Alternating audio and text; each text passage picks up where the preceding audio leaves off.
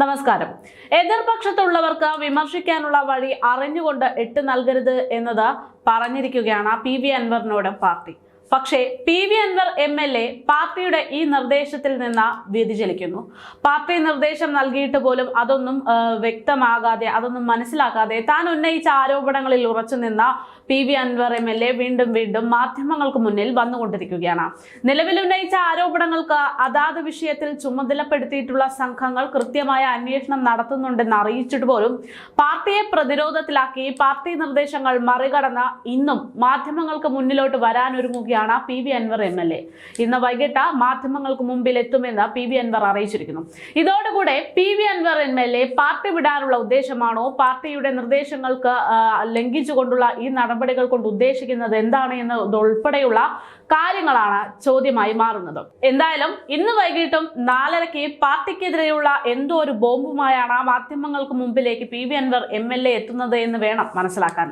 എന്തായാലും ഈ ഒരു വിഷയം പി.വി. അൻവറിന്റെ ഇത്തരത്തിലുള്ള പ്രതികരണങ്ങളും വിശദീകരണവും ആരോപണവും ഒക്കെ പാർട്ടിയെ കൂടുതൽ പ്രതിരോധത്തിലാക്കുകയാണ്. മുഖ്യമന്ത്രിയുടെ പൊളിറ്റിക്കൽ സെക്രട്ടറി ആയിട്ടുള്ള പി ശശിക്കെതിരെയുള്ള ആരോപണങ്ങളാണ് അതിൽ ഏറ്റവും കൂടുതൽ ചർച്ചയെ ആകർഷിക്കുന്നത്. ഇതിന് പിന്തുണയെ അറിയിച്ചുകൊണ്ട് മറുവശത്ത് പി.വി. അൻവർ ഇങ്ങനെ ഒരു ആരോപണം ഉന്നയിച്ചുകൊണ്ട് പാർട്ടിയെ പ്രതിരോധത്തിലാക്കുന്നത് ഒരു വശത്താണെങ്കിൽ, മറുവശത്ത് പി ശശിക്ക് അനുകൂല നിലപാടുമായി സംസ്ഥാന സെക്രട്ടറി അടക്കം രംഗത്തെത്തിയിട്ടുണ്ട്.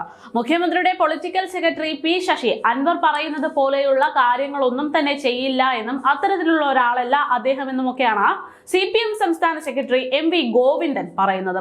ADGP RSS നേതാക്കളുമായി രഹസ്യ കൂടിക്കാഴ്ച നടത്തിയത് ഔദ്യോഗികപരമല്ല എങ്കിൽ അത് പരിശോധിക്കുമെന്നും M.V. ഗോവിന്ദൻ പറഞ്ഞിട്ടുണ്ട്. ഗൗരവത്തോടെ ആരോപണം ഉന്നയിച്ചാൽ അത് ഗൗരവം ഉള്ളതാകില്ല എന്നും അദ്ദേഹം പറയുകയുണ്ടായി. പിണറായി അൻവറിനെ അവജ്ഞയോടെ തള്ളിക്കളയുന്നു എന്ന് പത്രസമ്മേളനത്തിൽ പറഞ്ഞതിന് പിന്നാലെയാണ് സംസ്ഥാന സെക്രട്ടറിയും അൻവറിനെതിരെ തള്ളിക്കൊണ്ടുള്ള ആരോപണങ്ങളും ന്യായീകരണവും ഒക്കെ ആയിട്ട് വരുന്നത്.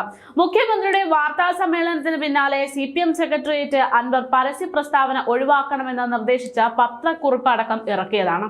സർക്കാരിൽ അൻവർ നൽകിയിട്ടുള്ള പരാതികൾ അന്വേഷണം നടത്തുന്നുണ്ട്. പാർട്ടിക്ക് നൽകിയ പരാതിയിലും പരിശോധന നടത്തിവരികയാണ് എന്നും M.V. ഗോവിന്ദൻ പറഞ്ഞിരിക്കുന്നു. പി ശശിയും ഞങ്ങളും പതിറ്റാണ്ടുകളായി ഒപ്പം പ്രവർത്തിച്ചു വരുന്ന സഖാക്കന്മാരാണെന്നും പി ശശിക്കെതിരെ പരാതി സെക്രട്ടേറിയറ്റ് ചർച്ച ചെയ്തിട്ടുണ്ട് എന്നും CPM സംസ്ഥാന സെക്രട്ടറി പറഞ്ഞു. ആരോപണം ഉന്നയിച്ച അൻവറിനെതിരെ രൂക്ഷ വിമർശനങ്ങളാണ് പാർട്ടി സെക്രട്ടറി ഉന്നയിച്ചിരിക്കുന്നത്. സർക്കാരിനും പാർട്ടിക്കുമെതിരെ വാർത്ത സൃഷ്ടിക്കാനാണ് പി.വി. അൻവർ ശ്രമിക്കുന്നതെന്നും വലതുപക്ഷ ശക്തികൾക്ക് ആയുധം നൽകുന്ന പ്രസ്താവനകൾ നടത്തി തുടങ്ങിയ കുറ്റച്ചാർട്ടുകളാണ് അദ്ദേഹം ഉന്നയിക്കുന്നത് എന്നൊക്കെ ഗോവിന്ദൻ പറയുന്നു. ഇതിൽ നിന്നും അൻവർ പിന്മാറണമെന്ന് തന്നെയാണ് സംസ്ഥാന സെക്രട്ടറിയും പറയുന്നത്. പക്ഷേ ഇതിനൊക്കെ വില കൊടുക്കാതെ പി.വി. അൻവർ വീണ്ടും ആരോപണങ്ങൾ ഉന്നയിച്ചുകൊണ്ട് മാധ്യമങ്ങൾക്ക് മുമ്പിൽ എത്തുന്നു എന്നതാണ് ശ്രദ്ധേയം. എന്തായാലും ADGP RSS നേതാക്കളുമായുള്ള രഹസ്യ കൂടിക്കാഴ്ച നടത്തിയെന്ന വെളിപ്പെടുത്തൽ വന്ന് 20 ദിവസങ്ങൾക്ക് ശേഷം അന്വേഷണത്തിന് ഉത്തരവിട്ടിട്ടുണ്ട്. CPI അടക്കമുള്ള ഇടതുമുന്നണികളിലെ ഘടകകക്ഷികളടക്കം ആവശ്യപ്പെട്ടിട്ടും അജിത് കുമാറിനെ സംരക്ഷിക്കുന്ന നിലപാടായിരുന്നു മുഖ്യമന്ത്രി ഉൾപ്പെടെയുള്ളവർ സ്വീകരിച്ചത്. RSS കൂടിക്കാഴ്ചയിൽ അന്വേഷണം പ്രഖ്യാപിക്കാതെ അന്വേഷണത്തിന് ശേഷം നടപടിയാകാമെന്ന നിലപാടിലാണ് മുഖ്യമന്ത്രി ഉള്ളത്.